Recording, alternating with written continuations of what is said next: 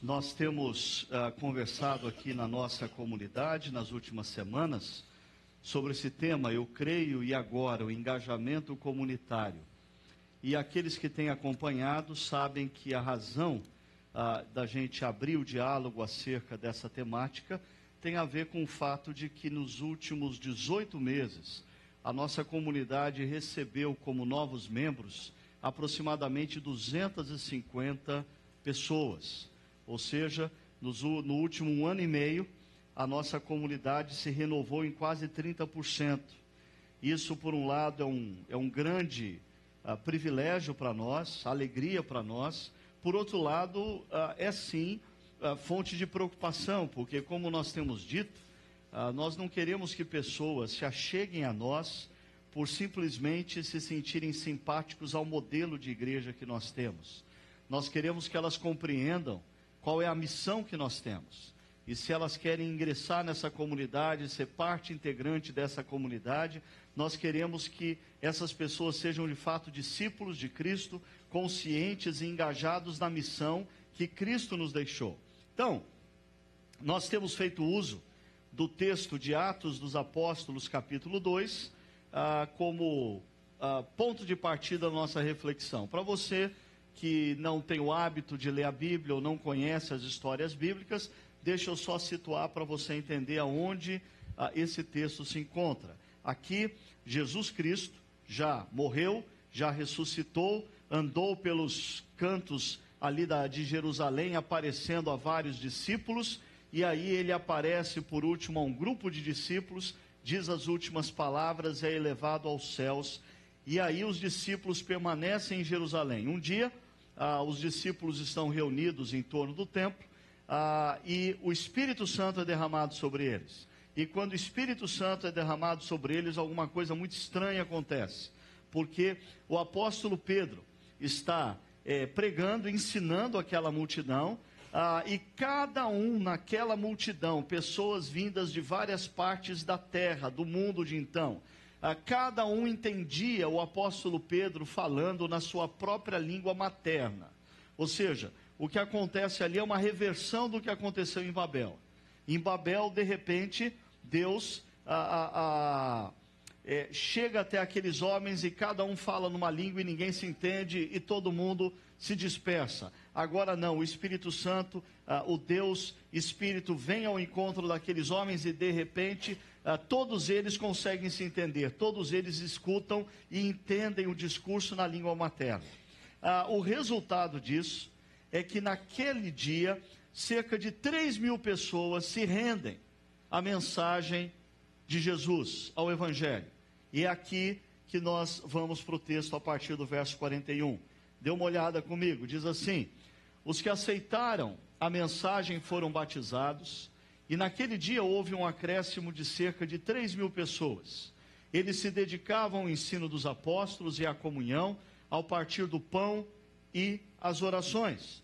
Todos estavam cheios de temor e muitas maravilhas e sinais eram feitos pelos apóstolos. Todos os que criam mantinham-se unidos e tinham tudo em comum. Vendendo suas propriedades e bens, distribuíam cada um conforme a sua necessidade. Todos os dias continuavam a reunir-se no pátio do templo, partiam pão em suas casas e juntos participavam das refeições, com alegria e sinceridade de coração, louvando a Deus e tendo a simpatia de todo o povo. E o Senhor lhes acrescentava todos os dias os que iam sendo salvos. O que nós encontramos nesse trecho de Atos 2, do verso 41 ao verso 47? Deixa eu pontuar rapidamente para vocês algumas coisas. Primeiro, nós encontramos pessoas que aceitam o Evangelho e são integradas numa comunidade cristã. O texto nos diz que aqueles que ouviram a mensagem que Pedro anunciava, que consistia na história de Jesus, na mensagem de Jesus, a explicação da obra de Jesus na cruz, aqueles que ouviram e compreenderam, quando eles se renderam a essa mensagem, eles se tornaram discípulos de Jesus e, consequentemente, eles foram batizados, se tornando parte daquela comunidade cristã. Uma segunda coisa que nós encontramos nesse texto, uma comunidade que se desenvolve sob a orientação de uma visão. As pessoas que iam chegando nessa comunidade, iam adentrando nessa comunidade, cada uma delas não seguia sua própria cabeça, cada uma delas não seguia sua própria vontade, não. Essa comunidade tinha uma liderança, essa liderança era exercida pelos apóstolos, e eles ensinavam a visão que Jesus havia dado a eles acerca do que deveria ser a comunidade dos discípulos, e aqueles que adentravam se submetiam a essa visão que os apóstolos ensinavam. Uma terceira coisa nós encontramos nesse texto, uma comunidade que reflete um estreito vínculo com a missão, ou com a sua missão. Se você ler o livro de Atos dos Apóstolos, a última palavra de Jesus aos discípulos é essa. Ele diz: mas receberão poder quando o Espírito Santo descer sobre vocês e, consequentemente, vocês serão minhas testemunhas. O desejo de Jesus é que os seus discípulos vivam em comunidade, sim, mas para os de fora.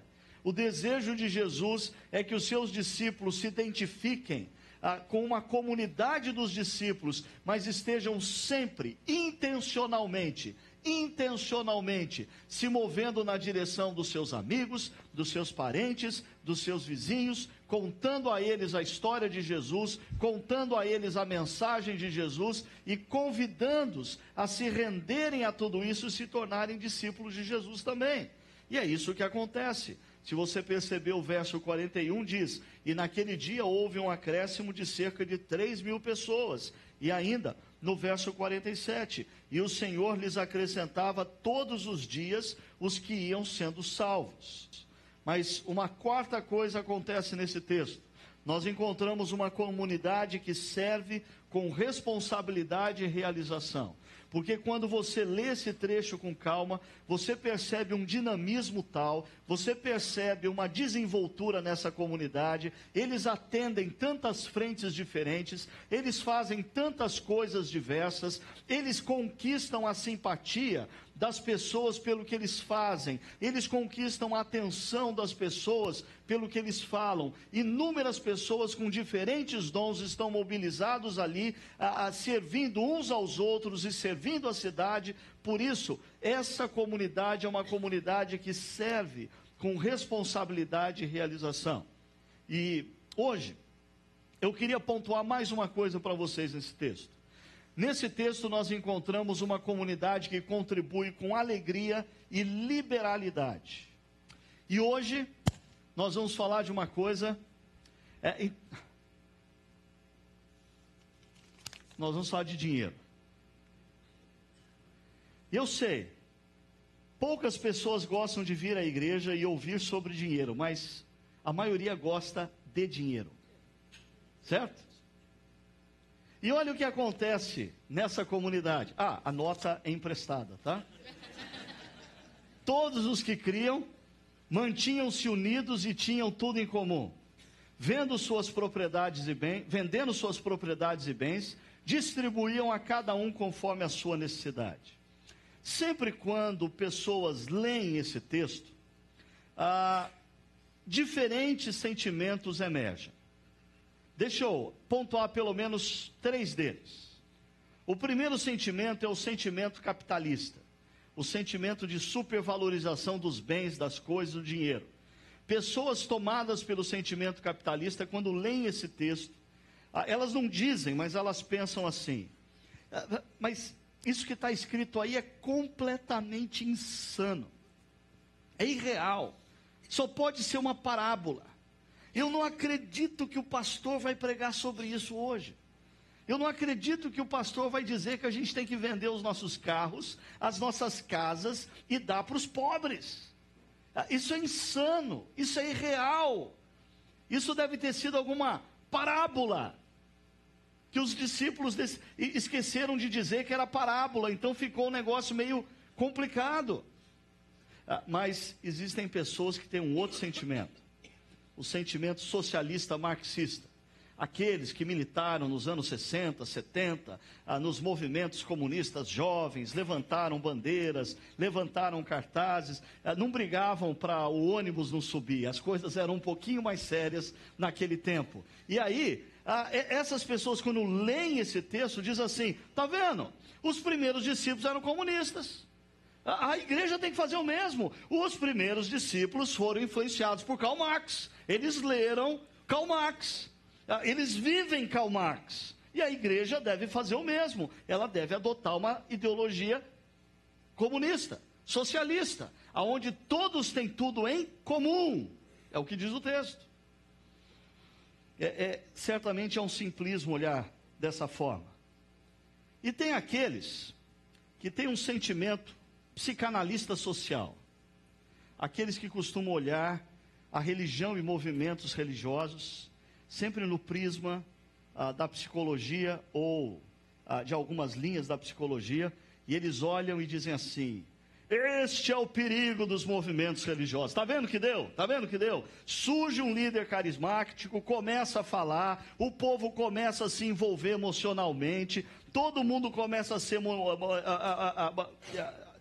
levado, induzido a fazer determinadas coisas. O que acontece aqui é uma verdadeira catarse coletiva.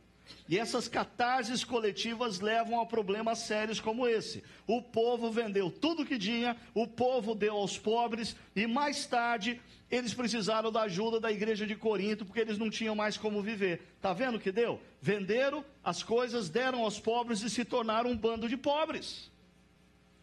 Fruto da manipulação de líderes religiosos. Foi uma catarse isso aqui. Eu acho que quando a gente lê esse texto, a gente precisa olhar com um pouquinho mais de seriedade para ele e perceber alguns fatos a serem considerados na leitura desse texto.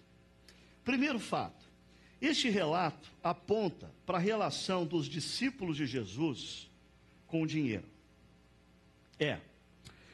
Quando você, presta atenção, quando você realmente escuta o Evangelho, compreende o Evangelho, se rende ao Evangelho e efetivamente se torna discípulo de Jesus, a maneira como você vê o dinheiro e a maneira como você usa o dinheiro muda. Se não mudou, tem algum ruído aí no seu processo. Se não mudou, ou você não escutou o verdadeiro evangelho, ou você não compreendeu o verdadeiro evangelho, ou você não se rendeu ao verdadeiro evangelho, e você não se tornou ainda discípulo de Jesus. Porque se você ouvir, compreender, se render e se tornar discípulo, a sua visão do dinheiro e a maneira como você usa o dinheiro muda. Martinho Lutero dizia que a verdadeira e genuína conversão, ela é tríplice. Ela passa pelo menos por 3 dimensões da vida. Ele dizia: primeiro, pessoas se convertem na mente. Elas compreendem que os princípios e valores da sua cultura não são os princípios e valores das Escrituras, e elas reconhecem os princípios e valores das Escrituras como sábios, e elas se convertem na mente. Depois elas se convertem no coração, nas emoções, na alma. Elas passam a aceitar como verdade não o que elas sentem, mas o que as Escrituras dizem. Por fim, elas se convertem na bolsa. Martinho Lutero dizia que um homem ou uma mulher se converte primeiro na cabeça, na razão, depois no coração, e o último lugar a se converter na vida de um homem ou de uma mulher é a bolsa. Por que será isso? Já já a gente volta. O tema dinheiro emerge inúmeras vezes nos ensinamentos de Jesus. Existem algumas temáticas que na maioria das igrejas se levanta e se discute, No entanto, essas temáticas que muitas vezes são preferenciais em algumas igrejas, Jesus comentou sobre essas temáticas muito menos do que ele comentou sobre o dinheiro. Jesus fala sobre o dinheiro muito mais do que a gente imagina. Jesus está tendo que constantemente lidar com os seus discípulos, com os seus opositores, fariseus e escribas, com os sacerdotes, sempre a questões relacionadas a dinheiro. Terceiro fato a ser considerado, aqui, ok. Terceiro fato a ser considerado, para Jesus, nossa relação com o dinheiro revela a quem efetivamente servimos. E é por isso que Jesus fala tanto sobre o dinheiro, e um dos exemplos clássicos que eu daria para você é o que ele diz em Mateus capítulo 6, olha só, ele diz: não acumulem para vocês tesouros na terra, onde a traça e a ferrugem destrói, e onde os ladrões arrombam e furtam. Ou seja, Jesus está dizendo, insanidade não é você usar o seu excedente para ajudar quem não tem o básico. Insanidade não é você pegar parte do que você tem e distribuir com quem não tem. Insanidade é você guardar tudo para você, achando que você, morrendo abraçado com tudo isso, você vai levar esse negócio para algum lugar. Você já viu algum cortejo fúnebre sendo acompanhado por um caminhão de mudanças e por alguns carros fortes? Eu nunca vi isso. Os faraós achavam que eles eram capazes de fazer isso. O que eles conseguiram com isso? Conseguiram enriquecer os ladrões que entraram em suas tumbas algumas décadas depois. Jesus está dizendo, insano. Insano é você morrer abraçado com as suas riquezas. Insano é você achar que você vai levar esse negócio com você quando seus olhos se fecharem para a história. Por isso Jesus diz, mas acumulem para vocês tesouros no céu. Em outras palavras, existe uma forma de eu usar o dinheiro na história que se reflete em riquezas dos céus. Existe uma forma de eu investir em coisas na história que abençoe vidas que eu vou encontrar na eternidade. Onde traça e ferrugem não destrói, e onde ladrões não arrombam nem furtam.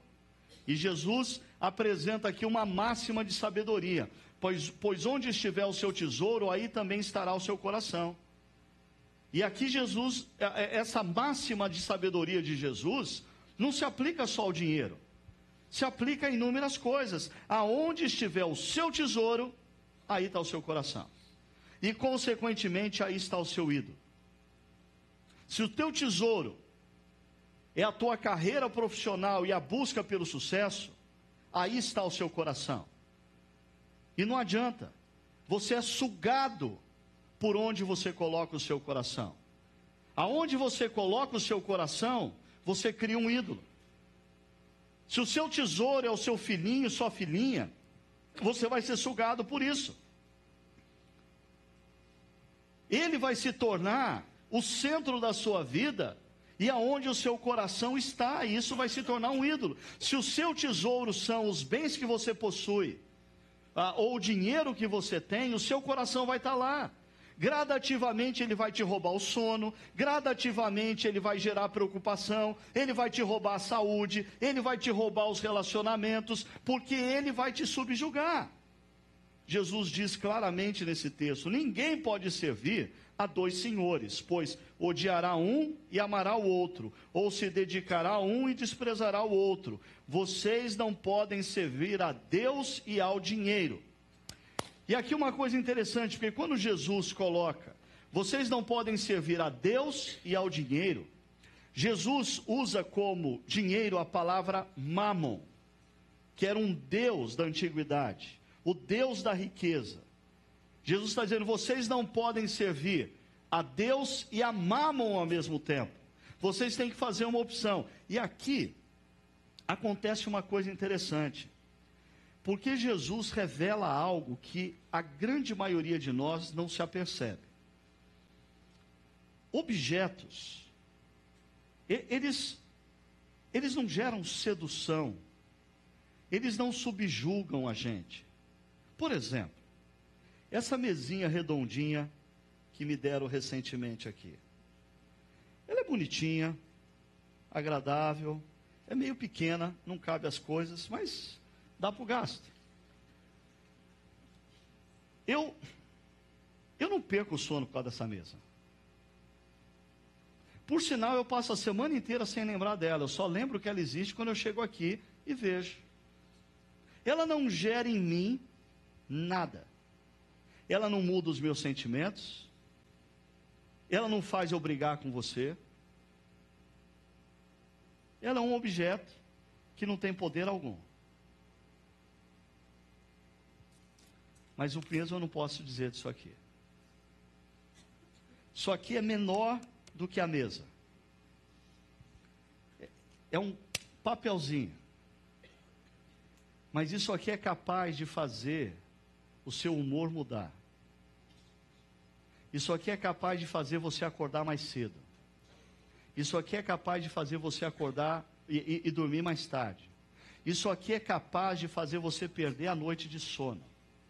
Isso aqui é capaz de fazer você brigar com o irmão que cresceu do seu lado. Isso aqui é capaz de fazer o seu casamento acabar.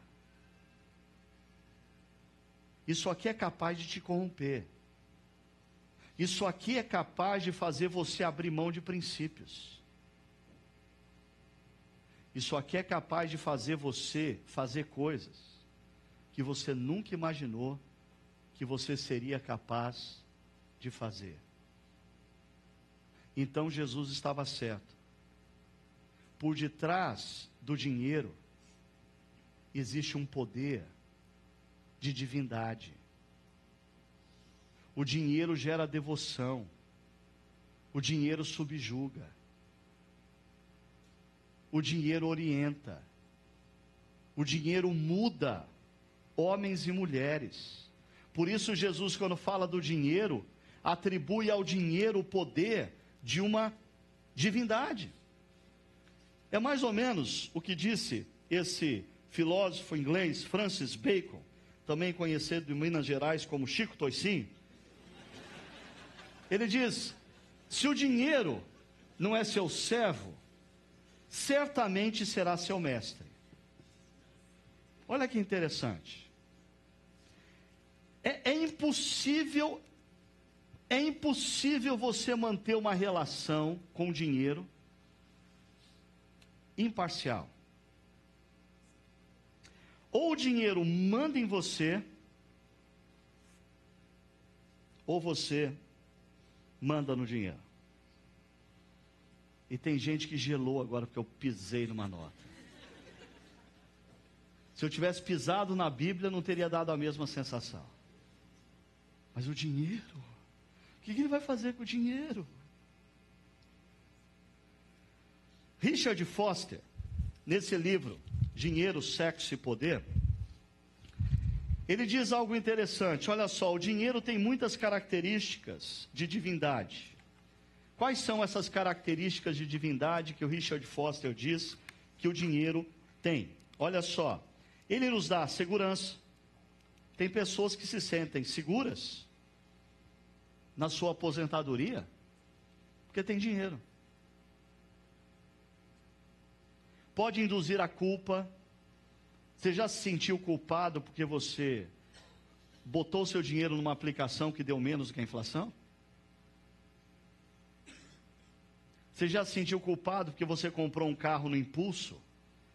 E aí, quando você parou para pensar, você percebeu que você tinha feito uma grande besteira? E que para revender aquele carro depois ia ser muito difícil? Mas isso é exemplo para homem, né? Então deixa eu dar um outro. Você já sentiu culpada, feminino, culpada, porque você estava andando no shopping e comprou um sapato lindíssimo em promoção? Mas quando você chegou em casa, você percebeu que você não precisava daquele sapato e ele estava muito mais caro do que de fato ele valia, e você se endividou por 3 meses para pagar aquele sapato no cartão de crédito? Você se sentiu culpada por isso? O dinheiro nos dá sensação de liberdade, nos dá sensação de poder. e parece ser onipresente, está em todos os lugares. Mais sinistra do que tudo, contanto, é a reivindicação que faz a onipotência. O dinheiro reivindica a onipotência e tenta convencer homens e mulheres que quem tem o dinheiro pode todas as coisas. Eu me lembro de uma conversa que eu estava tendo algum tempo atrás de alguém que contava acerca da experiência de uma outra pessoa com um problema de saúde sério, que procurou os médicos, e o médico disse: olha, o seu caso, sinto te dizer, não tem jeito. Ele disse: doutor, eu quero saber aonde no mundo existe tratamento para isso. O médico disse: desculpa, eu acho que você não entendeu, não existe tratamento para isso. Aquele cara podia ter todo o dinheiro do mundo, mas o seu dinheiro não era capaz de resolver o seu problema. Veja só, o texto diz: o amante do dinheiro fará qualquer coisa por ele. E é precisamente aí que reside seu aspecto sedutor. Para a pessoa que ama o dinheiro, meias medidas não bastam. E aí isso me faz lembrar daquela famosa frase do grande Rockefeller, quando perguntaram para ele de quanto dinheiro um homem precisa para ser feliz. A resposta clássica: só mais um pouco. Só mais um pouco. A pessoa é fisgada. E eu queria que você entendesse o seguinte: eu não estou hoje aqui falando contra ricos, porque eu conheço dois tipos de pessoas fisgadas pelo dinheiro. Eu conheço ricos fisgados pelo dinheiro, e eu conheço pobres fisgados pelo dinheiro. Esse negócio tem tanto poder, que você não precisa nem tê-lo para mudar a sua mente, o seu humor, a sua disposição, a sua rotina. O dinheiro se torna um problema que consome e domina a vida. É um Deus que exige devoção total. E aí a gente entende então esse terceiro ponto, ou fato, que a gente precisa considerar, e vamos para o quarto. A forma como usamos o dinheiro é parte integrante de nossa espiritualidade. O que nós vemos nesse texto de Atos 2, verso 44 e 45, são homens e mulheres que, ouvindo o Evangelho, compreendendo, se rendendo de coração ao Evangelho e se tornando discípulos de Jesus, passaram a ver e lidar com dinheiro numa outra perspectiva. Eles parecem estar livres do domínio do dinheiro. Eles são capazes de fazer o que eles bem entendem com o seu dinheiro e com seus bens. Por quê? Porque eles estão livres. E a confiança deles não está depositada mais no dinheiro, mas a confiança deles está depositada no Deus Criador, fonte primária de toda a realização, felicidade e cuidado. E eles estão completamente convencidos de que quem cuida deles é o Deus Criador e não o dinheiro. Mas é interessante como essa preocupação de Deus acerca da sedução do dinheiro é antiga. A gente só muitas vezes não percebe que ela está por detrás, por exemplo, do primeiro mandamento. Quando em Êxodo 20, Deus diz: não terás outros deuses além de mim. Deixa eu explicar um pouquinho isso, porque o verso 1 e 2 diz assim: e Deus falou todas essas palavras: eu sou o Senhor, o teu Deus, que te tirou do Egito, da terra da escravidão. Ninguém aqui veio do Egito, creio eu, e ninguém era escravo no Egito. Então a gente lê esse texto, a gente fala: não é com a gente.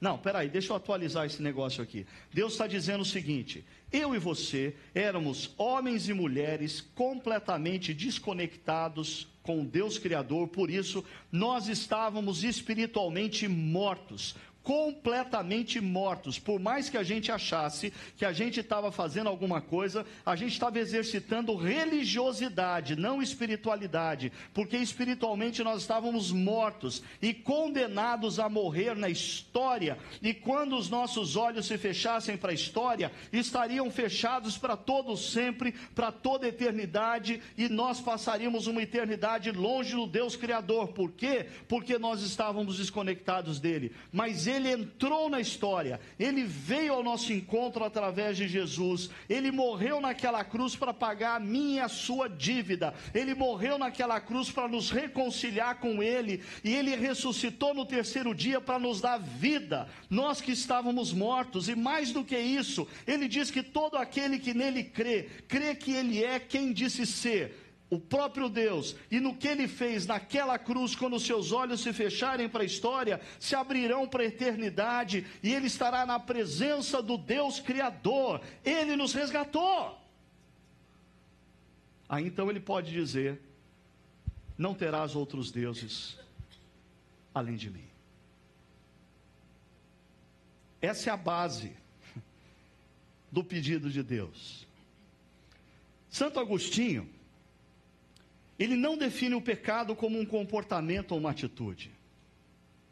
Santo Agostinho diz que o pecado é o amor em desordem, o amor fora da ordem apropriada. Por exemplo, não existe problema nenhum em eu gostar do meu carro. O problema está quando eu gosto mais do meu carro do que do meu filho. E quando eu sou capaz de ficar doido da vida porque o meu filho derramou leite ou farelo de bolacha no banco traseiro do carro.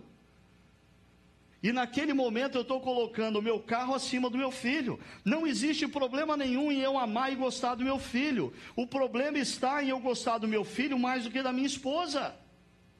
Isso é amor fora de ordem. Não existe problema nenhum você, como mãe, gostar da sua filhinha, do seu filhinho. Todo problema se você ama mais os seus filhos do que o seu esposo. Não existe problema nenhum em você gostar dos seus netos. Todo problema do mundo, se você, vovó, gasta mais tempo com o netinho do que com o marido. Amor fora de ordem. Não existe problema nenhum em você gostar da sua profissão, de você gostar do que você faz. Todo problema se você ama a sua profissão mais do que a sua família. Amor fora de ordem. E quando você coloca qualquer coisa no lugar de Deus, aí Santo Agostinho diz que isso é idolatria. Quando amamos qualquer coisa mais do que o próprio Deus. Por exemplo, o dinheiro. Eu sei, quando a gente lê os textos do Antigo Testamento, às vezes a gente fica chocado com o que acontece ali. A gente fala: que absurdo, como aquele povo podia adorar Baal, se curvar diante de uma estátua e fazer sacrifícios, só porque o povo cananeu dizia que Baal era o deus da fertilidade, e se eles adorassem a Baal, eles iam ter mais prosperidade nas colheitas, e eles iam consequentemente ter mais dinheiro no bolso. Agora, hoje em dia as pessoas não adoram mais Baal? O que as move muitas vezes? Acordar mais cedo e dormir mais tarde, acabar com o casamento, abandonar filhos. Tudo em nome de: eu estou garantindo o futuro da minha família. Quantas famílias faliram no presente porque o seu pai ou a sua mãe dizia que estava garantindo o futuro? Um outro exemplo, talvez mais chocante. No Antigo Testamento tinha um deus cananeu chamado Moloque. E alguns povos, e o povo de Israel, em algumas ocasiões, adorou Moloque. E Moloque demandava, no seu culto, o sacrifício de crianças vivas. Crianças eram sacrificadas em adoração a Moloque. Nós que estamos no século 21 falamos: nossa, que absurdo, crianças sendo sacrificadas, que sociedade mais selvagem. Quantos casais você conhece que adiam ou optam por não terem crianças em nome do sucesso profissional? Quantos casais deixam de ter crianças em nome do seu Deus chamado conforto pessoal. Ou mesmo quando tem, quantas crianças na atualidade foram terceirizadas? Os pais terceirizaram o amor, terceirizaram a educação, terceirizaram a disciplina, terceirizaram o cuidado. Por quê? Porque os pais estão ocupados demais em busca do sucesso profissional. E eles juram de pé junto que eles não estão pensando neles, eles estão pensando no futuro dos filhos. Moloque continua sendo adorado. Baal continua sendo adorado. Quando a gente vê uma sociedade como a nossa, subjugada por uma sexualidade disforme, uma sexualidade doentia, jovens sendo movidos e transformando sexo em objeto de consumo, de baladas, nós estamos adorando Artemis, a deusa Diana.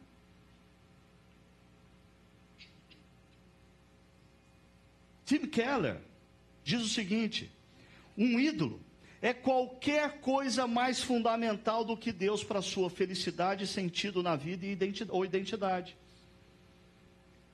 Quando você coloca a sua expectativa de felicidade, de sentido da vida, de identidade na sua carreira profissional, você está transformando isso num ídolo. Quando você coloca a expectativa de felicidade, sentido na vida ou identidade num filho, você está transformando ele num ídolo. Quando você transforma a sua expectativa de felicidade, sentido na vida e identidade em qualquer coisa ao seu redor, dinheiro, sexo, poder, influência, sucesso, você transformou isso num ídolo.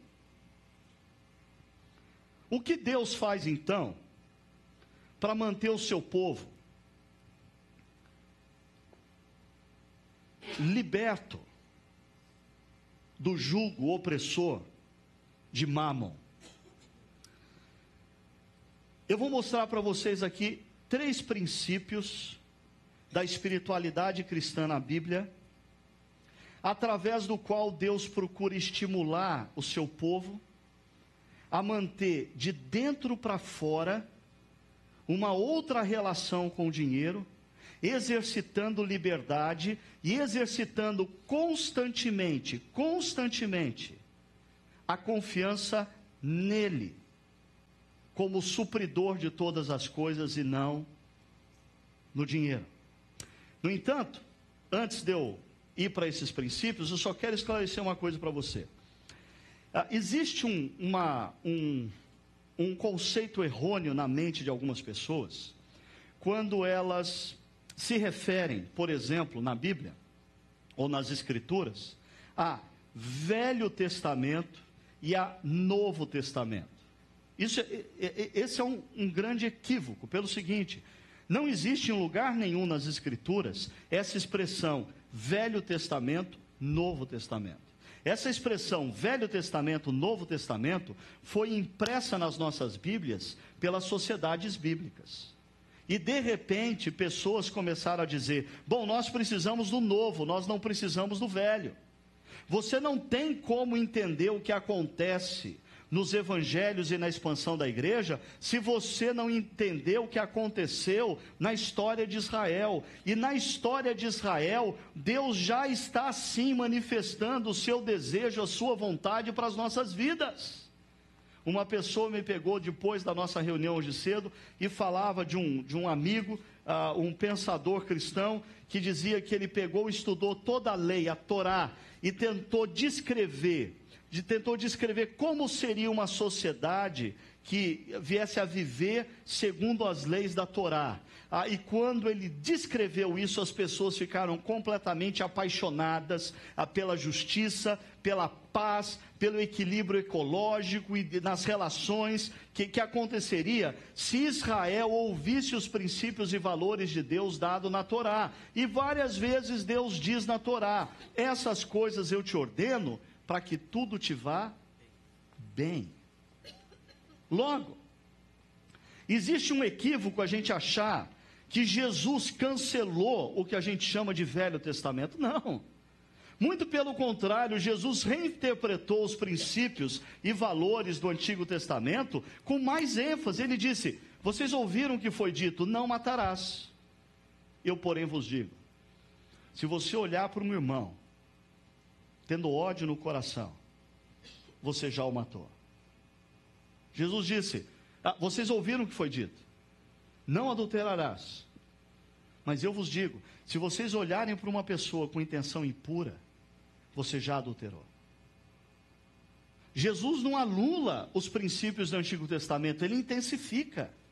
O que Jesus anula são sim as leis cerimoniais, aquela coisa de trazer cordeiro, sacrificar. Por quê? Porque o cordeiro tinha que morrer no lugar dos pecados da família. Ora, depois que ele, o Cordeiro de Deus, é entregue naquela cruz e morre por nós, não existe mais necessidade de qualquer cumprimento cerimonial. Mas os princípios e valores de Deus que nos são dados nas Escrituras, seja a porção de Gênesis a Apocalipse, são ainda válidos. Dito isso, primeiro princípio que Deus dá ao seu povo para nos manter livre do dinheiro, colocando o dinheiro como nosso servo e não como nosso mestre. O princípio do sábado. O princípio do sábado. O princípio do sábado começa por uma frase que muita gente esquece.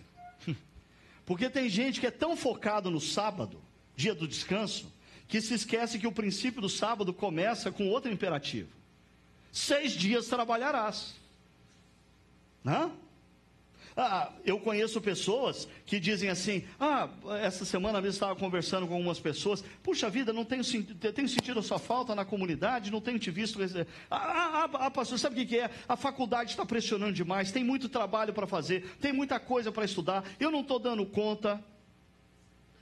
Meu conselho para essas pessoas: primeiro, durante 6 dias, faça tudo o que você tem que fazer. Estude se for necessário, de manhã à tarde à noite. Porque muitas vezes a gente não tem dia de descanso, não é porque a gente está com trabalho demais, é porque a gente trabalha mal. A gente trabalha errado. Outra pessoa diz: pastor, eu estou meio afastado, porque muito trabalho, muito trabalho. Primeira pergunta que eu sempre faço: você está com muito trabalho ou você está trabalhando errado?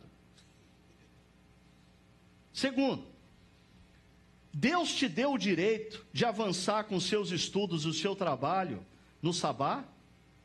Ele abriu uma exceção para você, que ninguém no mundo está sabendo, porque olha a sabedoria de Deus nesse princípio. 6 dias vocês vão trabalhar, nesses 6 dias, vocês vão fazer todos os seus trabalhos, mas, aí vem a dedicação, mas o 7º dia é o sábado. E normalmente a gente se refere ao sábado como o dia do descanso. Só que eu acho que na nossa espiritualidade a gente está se esquecendo que o termo em Êxodo 20 não é descanso. O termo em Êxodo 20 diz: dia dedicado ao Senhor teu Deus.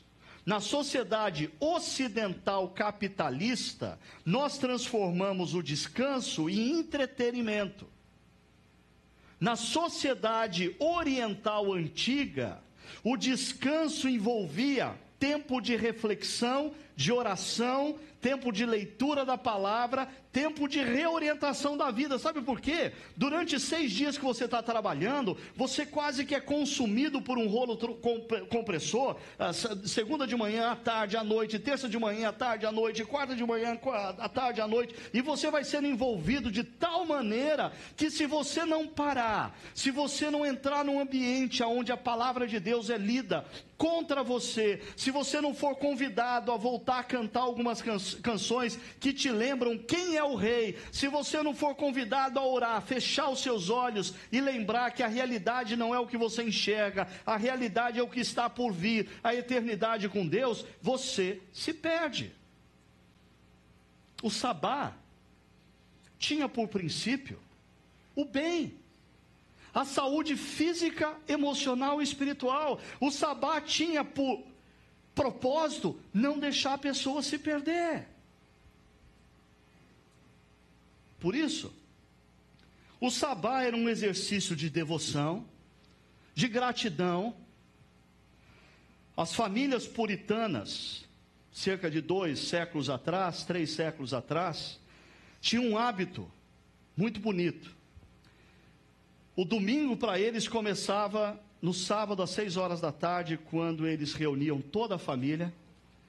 Aí o pai lia um texto da Bíblia e eles faziam uma oração para iniciar o dia em que eles iam parar todas as atividades para descansar no Senhor. Mas descansar no Senhor significa confiar que aquele tempo que eu vou deixar de estudar, aquele tempo que eu vou deixar de trabalhar, Deus vai me abençoar, porque afinal de contas eu só sou o que eu sou, e eu só tenho o que eu tenho, porque Deus tem me abençoado. Quando a gente começa a viver essa cultura da rotina desenfreada, a gente perde a confiança, ou perde a noção de fato de quem é que cuida de quem. Nós começamos a afirmar que confiamos em Deus, mas a nossa agenda demonstra que a gente confia em nós mesmos. A gente confia na nossa própria habilidade, na nossa própria força. E era um ato de confiança. Segundo princípio, se segure, porque esse eu sei, eu vou até beber um pouquinho de água, porque ele é... Princípio dos dízimos. Eu sei o que infelizmente supostos líderes religiosos fazem com essa palavra, gerou na nossa mente, no nosso coração, tanto bloqueio, e esse bloqueio tem levado muitos de nós a um abismo financeiro. Eu não quero nem passar perto de alguns líderes religiosos que fazem uso desse princípio para oprimir pessoas, para manipular pessoas. Líderes que pregam, Jesus é o caminho, mas eu sou o pedágio. Não é, eu quero ficar a quilômetros de distância desse tipo de pedágio. Mas é bíblico. É bíblico. Deixa eu mostrar para vocês. Malaquias capítulo 3, verso 10. Deus diz: tragam um dízimo todo ao depósito do templo, para que haja alimento em minha casa. O dízimo era trazido numa cultura agrária, a partir das primícias da terra. O agricultor trazia a primeira parte da sua colheita como dízimo ao templo. E como aquele produto era utilizado? Aquele produto era utilizado para manutenção do templo, era utilizado para manutenção dos serviços no templo, era utilizado para o sustento dos sacerdotes, para o sustento dos levitas, para o sustento de viúvas, para o sustento de órfãos, para o sustento de estrangeiros. Ele diz: tragam o dízimo todo ao depósito do templo, para que haja alimento na minha casa. E Deus coloca mais uma coisa: ponham-me à prova. Que história é essa de ponham-me à prova? Segunda parte: vejam se eu não vou abrir as comportas dos céus e derramar sobre vocês tantas bênçãos que nem terão onde guardá-las. Sim, existe uma promessa que percorre a Bíblia e que a maioria dos meus amigos tem medo de resvalar nela, por medo de ser confundido com os famosos teólogos da prosperidade. Mas existe uma promessa que percorre toda a Bíblia, sim, que diz que aquele que contribui com generosidade, já a gente vai falar de generosidade, Deus sim atribui mais e abençoa. O grande problema e enrosco da teologia da prosperidade é que pessoas interpretam o seguinte: eu compro a bênção de Deus, e aí Deus me dá a prosperidade para mim mesmo. Não! Já já eu volto nisso. Os dízimos são usados também como um princípio de devoção, de gratidão e confiança. Deixa eu explicar isso. Tem pessoas que dizem assim: pastor, se eu ganhasse 100 mil reais por mês, juro, pastor, juro, eu não teria nenhum problema em investir 10 mil reais na obra do Senhor. Para com isso. Se você ganha 1.000 e você não investe 100, quando você ganhar 100 mil, você não vai investir 10 mil. Porque o problema é o seu coração, não é a quantidade. Sempre o exercício da contribuição financeira à obra de Deus, guarde isso, sempre foi e sempre será um exercício de confiança. Você já parou para pensar que o dízimo é instituído em Israel numa cultura agrária? O que o povo traz não é dinheiro, é o produto da terra. Mas o que é mais complicado são as primícias. É a primeira colheita. Imagina o cara colhendo a primeira colheita, e ele está juntando com os filhos lá, junta esses feixes aí, a gente vai ter que levar essa primeira colheita lá para o templo. Será que não passava no coração do cara? E se daqui 2 semanas der uma geada e acabar com tudo? Como é que eu vou sobreviver? Era um exercício de confiança. Quem é que tem cuidado dele até agora? Quem é que vai cuidar? E mais, era um exercício de devoção no sentido de que Deus não precisa daqueles 10%. Por sinal, Deus tem tudo, inclusive o que você tem. Tudo que nós temos veio de Deus, Ele que nos deu.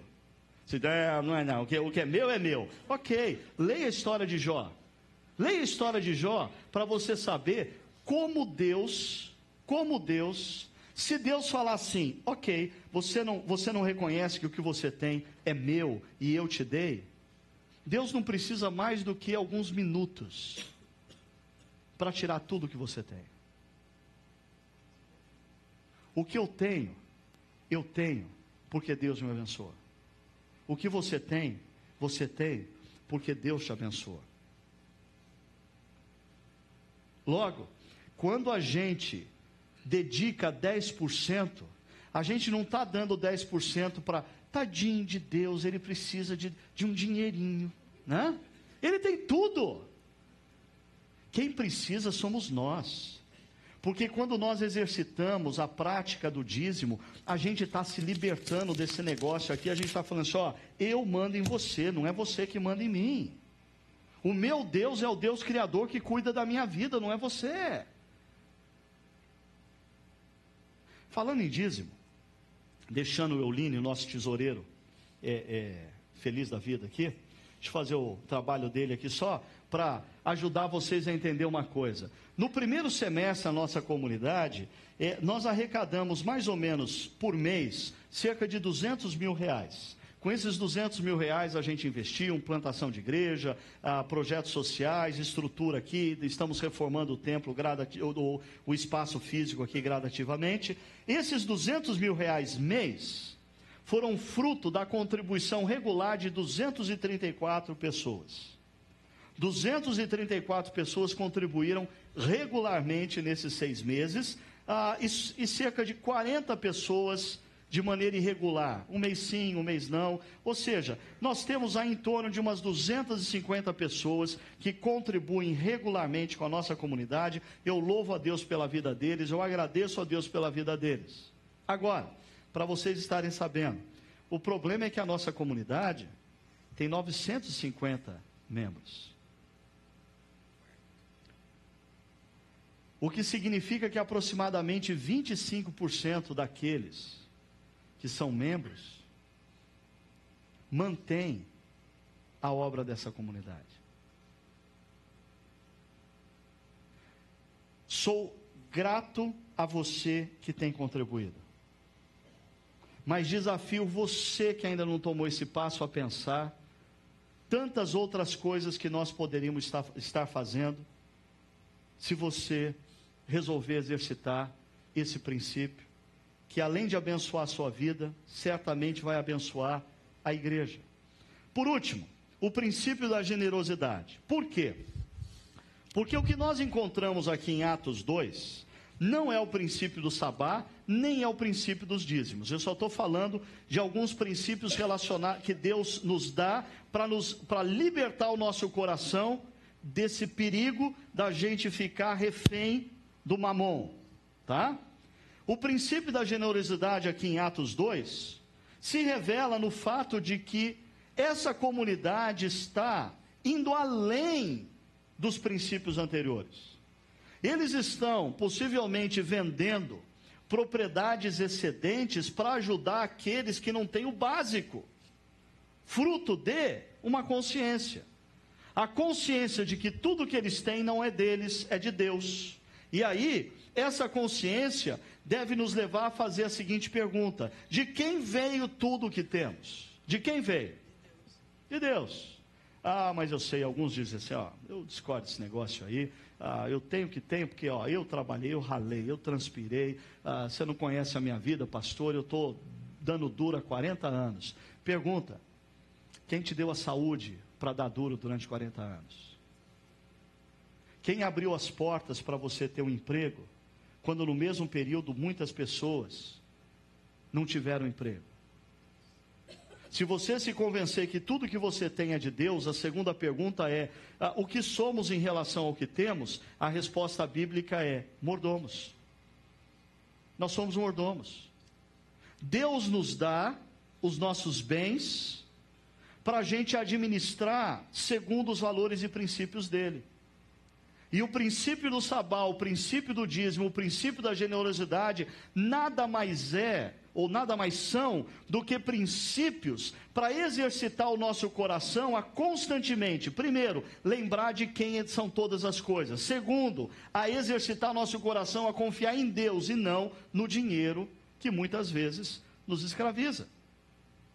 O texto que a Silvia leu durante a liturgia, em 2 Coríntios 9, é o apóstolo Paulo pedindo à comunidade de Corinto ajuda financeira para a comunidade de Jerusalém. É aquela comunidade que havia distribuído bens aos pobres. Ela foi perseguida, ela perdeu suas casas, muita gente perdeu a sua fonte de renda devido à perseguição, e eles estavam passando dificuldades, e Paulo pede para a comunidade de Corinto levantar uma oferta para abençoar os cristãos de Jerusalém. E ele diz, lembrem-se, aquele que semeia pouco também colherá pouco, e aquele que semeia com fartura também colherá fartamente. E essa é uma verdade quando se refere a os princípios relacionados ao dinheiro na Bíblia. Mas Paulo fala, lembrem-se, por quê? Porque ele está fazendo uma referência a Provérbios 11, que diz, há quem dê generosamente e vê aumentar suas riquezas. Outros retêm o que deveriam dar, e caem na pobreza. Parece que existe aí um padrão na maneira como Deus abençoa pessoas na questão financeira. Pessoas que usam seus recursos financeiros para abençoar outros, Deus acrescenta, porque Deus vê que essa pessoa está agindo com seus recursos financeiros da maneira como Ele quer que ele utilize. Veja só, o generoso prosperará. Quem dá alívio aos outros, alívio receberá. A comunidade de Jerusalém deu alívio aos outros. Agora, ela está recebendo alívio da comunidade de Corinto. O texto continua dizendo, cada um dê conforme determinou em seu coração, não com pesar ou por obrigação, pois Deus ama quem dá com alegria. Isso é consciência, é fruto da consciência. Deixa eu só falar uma coisa, a nossa comunidade, desde o início, jamais teve arrecadação pública de dízimos e ofertas aqui. Por quê? Porque nós cremos que o exercício do princípio do dízimo, ele é fruto da consciência de um discípulo e não da manipulação de líderes religiosos, de nenhum tipo de catarse social. Nós ensinamos o princípio e nós cremos que discípulos conscientes de que tudo o que eles têm veio de Deus e que Deus instituiu esse princípio para exercitar o coração deles a estar sempre livre de mamon, eles contribuem com alegria e eles contribuem com consciência. Agora, Paulo ainda diz, veja só, e Deus é poderoso para fazer que lhe seja acrescentada toda a graça, para que em todas as coisas, em todo o tempo, tendo tudo o que é necessário, vocês transbordem. É interessante a dinâmica desses versos. Deus vai dando, e vai subindo assim. Aí chega na penúltima linha que diz, tendo dado tudo o que é necessário, última linha, vocês transbordem, vocês tenham o excedente. A grande pergunta é, o excedente é para quem? A resposta na última linha, vocês transbordem em toda boa obra.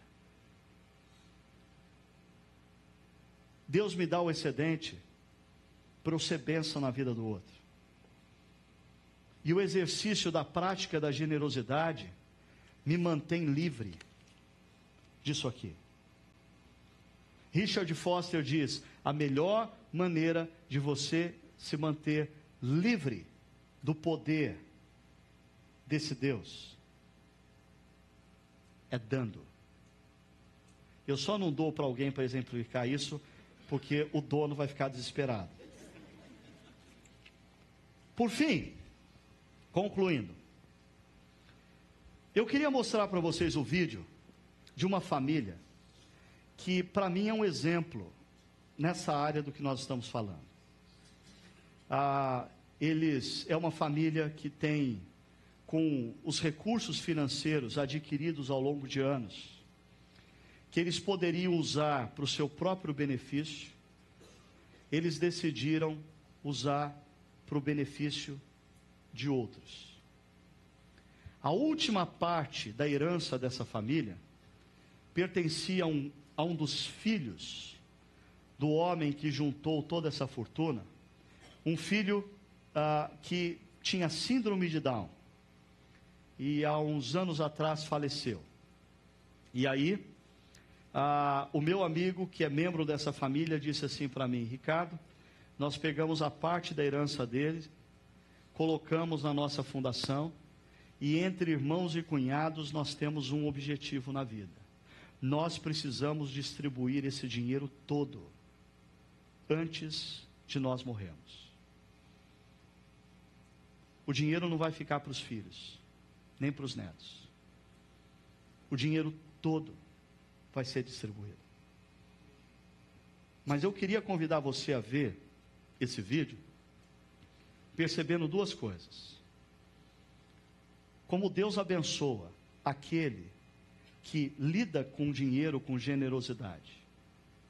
Segundo, existem momentos na vida que a gente não consegue entender o que Deus está fazendo. Mas são justamente nesses momentos que a gente tem que confiar que o nosso Deus é um Deus de caráter, um Deus de poder. Dá uma olhada nesse vídeo.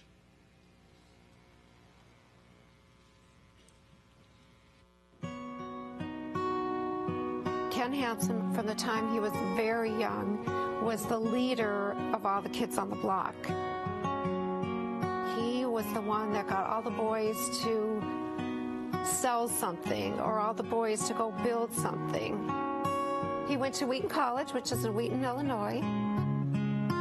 One of his roommates, Billy Graham, you may have heard of. My father did keep a friendship with him through all of his life. My mother was a student there. They got married in 1942, and she really wanted to be a missionary, and my father did as well. He decided that he wanted to do something unique and special in life, and he wanted to be a missionary businessman in North Africa. In 1944, in October, their first son was born. But at the birth, Kenny had Down syndrome. But they realized that the care for Kenny was not going to be able to happen where they wanted to serve in a pretty rugged area. So they needed to change. They had to adjust and see that God had something different for them, and they had to try and understand what that was. During this time, when Kenny was a young child, an opportunity came by another man who had started a business in 1929, and so he asked Ken to come and join him. And together they formed a company called ServiceMaster. Their motto was, Masters of Service, Serving the Master. They saw service and the workplace and their job as pursuing excellence, being the best rug cleaners there ever was, as part of their witness to who Jesus Christ was. They actually expanded throughout the whole world. They had franchisees all throughout Europe, England, the Middle East, and during the 70s, they were actually the fastest growing company in America. What is ServiceMaster Clean? It's responding quickly to get fire and water damage out of your home. They were featured in Forbes, the Wall Street Journal, Fortune magazine. They grew that business from a little garage business to a $5 billion company. What they were most excited about was being able to give away more and more. Somewhere in the middle 1980s, my parents formed a foundation. It was called Rivendell Stewards Trust. It has given, or will have, before it fades out, over $100 million to various hospitals, orphanages, well digging, scholarships, and church planting around the world. And all of this happened in large part because they had a child with Down syndrome. That's right. And they couldn't do what they wanted to do. Exactly. That's the point. Kenny's birth changed the direction of Ken and Jean's life. Instead of going to North Africa as missionaries, they stayed home. They built a business that would honor God. They grew that business, and that business has grown to bless many people over and over around the world. Kenny's legacy is about a baby that was born that many people might have seen as a real disappointment. And on the other hand, when you take the long view and look at what he accomplished in his life, first in loving us and allowing us to know him, and now in making impact around the world for Christ's kingdom. It's a wonderful story, and it's a wonderful way that God works far beyond what we could imagine or even dream of.